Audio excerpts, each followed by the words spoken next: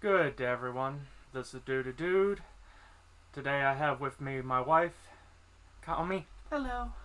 Um, so in this one I will be going over how trigeminal neuralgia affects your family and your loved ones. Now, some of this topic will not be the most fun to talk about. Kami is here to highlight some of the issues. Yes. In the background, I have Plastic Duck Simulator to have something nice in the background as I talk about a relatively heavy topic. So, there's a lot of little things people don't talk about of how severe pain affects you. And it's not even trigeminal neuralgia alone, it's any type of condition where you're in a lot of pain.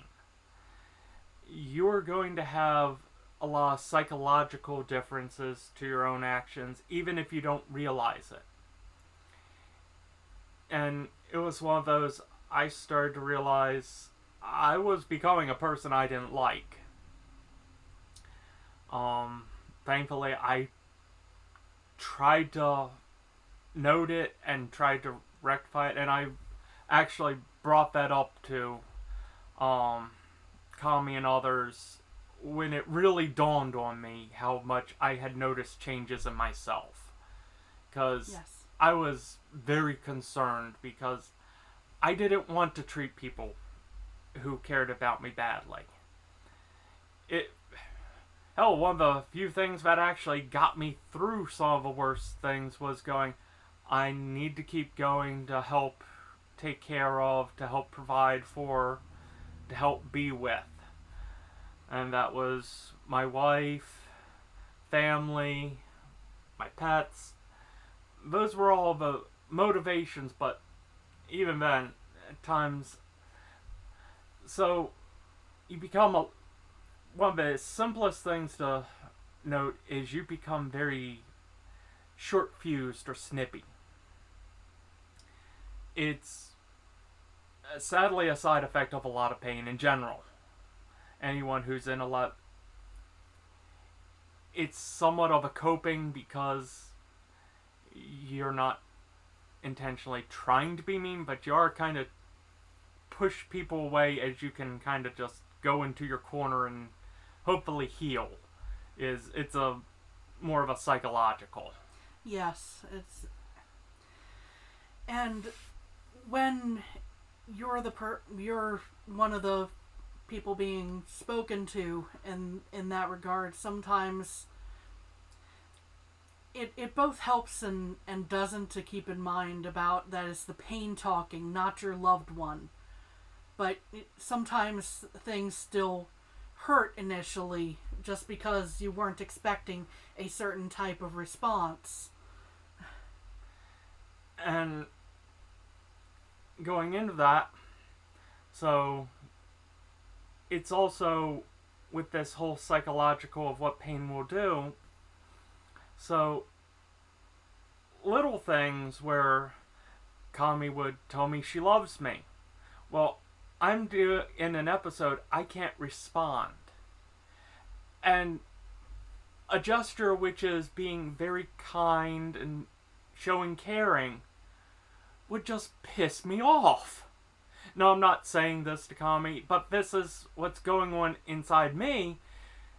And it's one of those. Thankfully, I was able to fight back when those thoughts, but those thoughts are very much there because it's going, I can't reciprocate, so therefore I'm upset because I can't do, and then it just ends up getting bounced back and then reflected on the person who was actually showing the kindness, which in its own right will drive you crazy. It's very easy to imagine how that would be frustrating that one can't respond in kind to a gesture of love and care and support, and in similar ways it's frustrating to not be able to be the person on the other side and not be able to share to even do a normal, like, touch on the shoulder for comfort in the middle of an episode, because that just makes things worse. And yeah, that was something I was about to get into, is when the flare-ups are going on and you're in that much pain, a touch to the hand or to the shoulder or anything like that suddenly becomes too much stimulus, and you immediately recoil away from. Yes, that was an act of kindness, again, trying to be shown in a physic, but you can't process it. So your instinct is to get away from.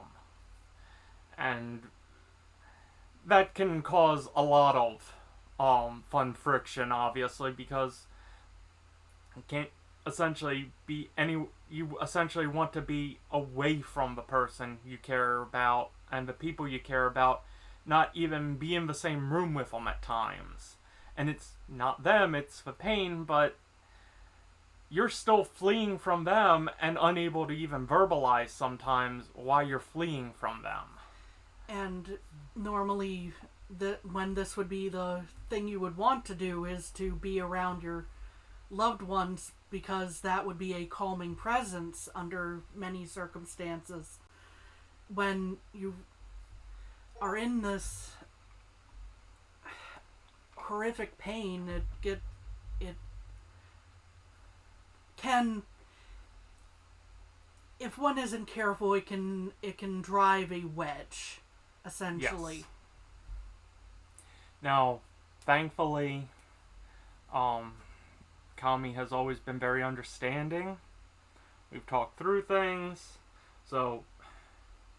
and I don't know how I'd have even gotten this far without her, to be honest. Because she knew me before this all started, and has known me since, obviously. But it's one of those, I can easily see where she'd have gone, I've had enough, I have to leave. And I couldn't blame her. And hell, I even mentioned things like that to her, going, are you sure you don't want... And you may have taken it at jest when I mentioned it. The problem is, even in jest, there was a grain of truth to all of that. The as brought up before about the requests every so often. Yeah, in the last episode. In the last episode of with pain management, he would request kill me. Yes. Shoot me. And I don't care how. While yes, it depends on tone whether that was taken in jest. However, even knowing that, again, going back to an earlier statement, that it's the pain talking and not your loved one, that can still have an impact. This is not an easy thing to deal with for the person who's living with it, for the person who's living with the person who's living with it. You know. Hell, I honestly said if the Grim Reaper showed up right now, I'd punch him first and then go with him without an issue. But I'd punch him for taking so long and making me suffer. These are things I said aloud around people I cared about. Which I'm sure didn't help either. Well, I do want to be clear when even bringing up this topic, that this is not meant to be any type of a biting remark, or just to simply be frank about things like this can still hurt you when you know that they're not meant that way. And that goes both directions. But going back to a very... oh gosh, I've lost my train of thought. Um,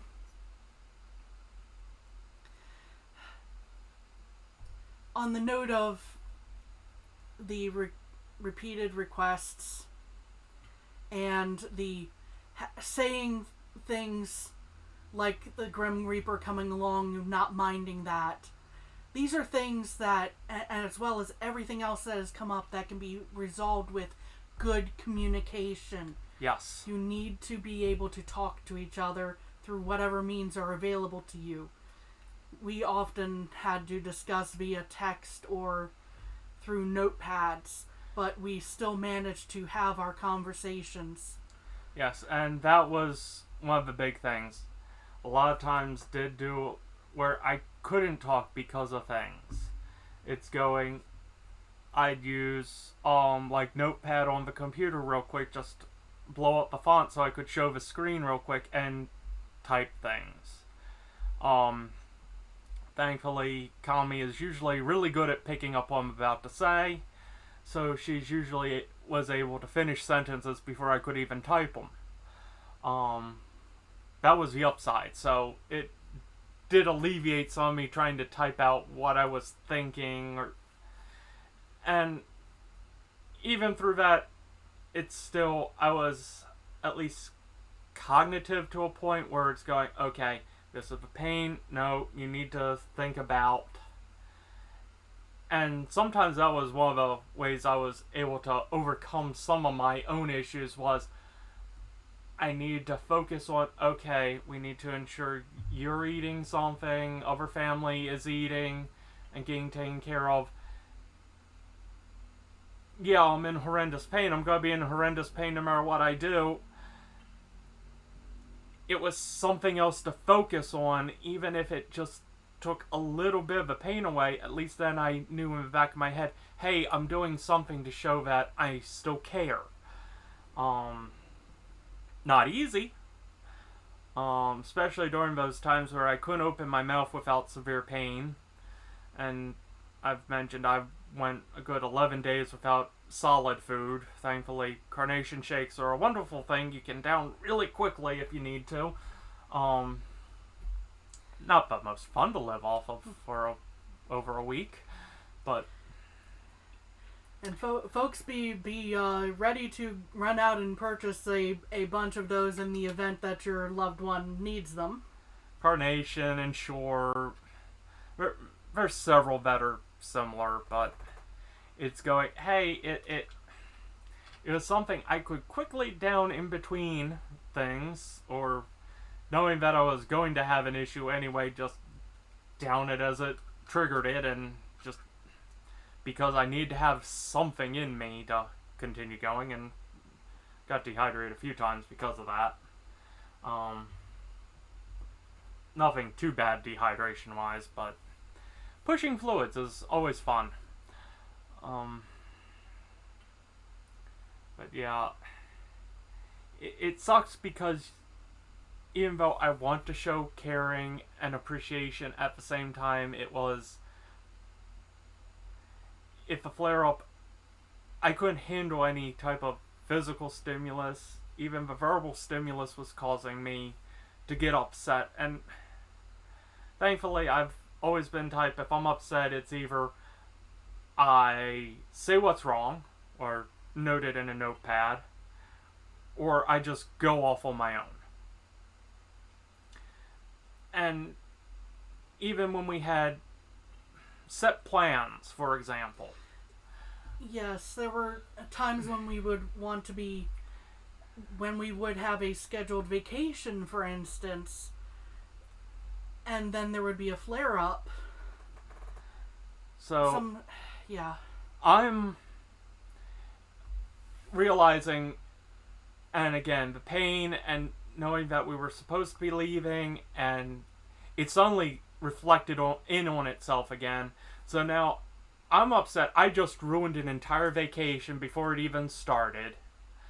So I go off into the shed in the backyard, because at this point, crying, even though that's causing more issues, because couldn't help it. I was extremely, it was a breaking point at that moment. In pain and frustrated, and the why is this happening, Yeah. and thankfully in this instance it was a matter of we just need to wait. We delay the outset for a few hours, see what happens. We'll figure it out from there. Yeah. Thankfully, I think it was only a 4-hour delay in the long run. But that's the other thing. You do have to be aware of things. Plans can change really quick, even though you don't want them to. But yeah, that's the other thing, is with that much pain, you're gonna have a breakdown or two. That just happened to be one that Kami actually saw. There were several times where everyone was out. I was by myself. That was a great time to have a complete mental breakdown and be curled up. Screaming didn't help. Wanted to. Tried. It caused only more pain, so you're just kind of curled up trying to think of anything and everything that could help. But it was somewhat of a release. Yeah, and thankfully, most of those I was able to have when no one was around, which is a godsend in that case, because it was bad enough for ones you did see, like with before a vacation. I know that's nobody likes to be seen in these situations. It's why we sequester ourselves away if we're having an emotional situation like that often. And considering that at that point it's kind of like touch or anything is torture, it was a blessing usually no one was around. Except for cats usually, and the cats were concerned. And that's always fun, when the cats very much know something is wrong and they're trying to help too. Oh. I think that's most of the key. I think that's most of it. But yeah, it sucks because you change in ways you never want to change. You end up doing things unintentionally, and it is usually the pain. And it's hard to describe that to people, and to tell people the pain is going to do a lot of talking for you whether you want it to or not. And again, thankfully, Kami is a very strong woman and has been able to put up with my BS when I've been going through things. Yeah, some of that's out of my control when it was happening, but it still sucks that I put her through that. It still bugs me. But it's not something that'll keep me awake at night type, but it's going, it sucks because I knew I put you through that, but it was also, I know that was outside of my control. And thankfully, Kami understands that was outside of my control, which is why it doesn't cause me any lost sleep at night. I am able to make up for and respond back and tell her I love her and all now without issues. Even during these flare-ups I've been having now, I haven't had issues. Hell, even when I couldn't talk, and after realizing some of the changes, it's learning the basic sign language for I love you. So, yeah, I couldn't physically, but I was still able to say it. Yes, as I mentioned, finding other ways to still express what we mean to say that we can't say because of... Yeah. While still keeping... Because it's not like I could reach out to her hand, and because, again, that was too much for me to process at those times. Pain will cause you weird things that you can't put your finger on till you're looking at it after the fact. So...